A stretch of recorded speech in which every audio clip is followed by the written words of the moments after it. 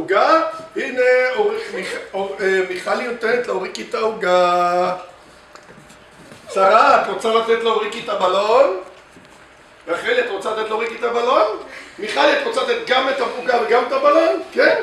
כן, תני לקרנזיקי ותני לה את הבלון. הולכים לתת לה את הבלון, גם את העוגה וגם את הבלון. עכשיו הוא לא נפליע.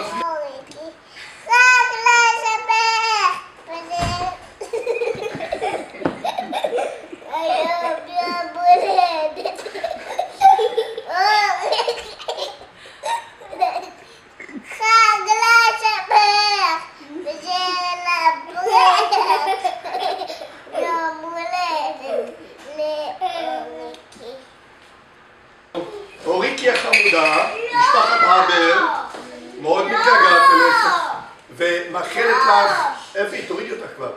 משפחת הבר באמריקה, הדודים החמודים שלך, מאחלים לך הרבה מזל טוב לבת מצווה, חג גדול בחיים שלך, אירוע גדול ומרגש. אנחנו מאוד אוהבים אותך, מאוד מתגעגעים אלייך, ושרה כל כך מתרגשת שאפילו קצת עושה הצגות. אבל היא אוהבת אותך ומתרגשת בשבילך, ומאחלים לך הרבה מזל טוב, ושתבואי לבקר אותנו בקרוב. אשתי?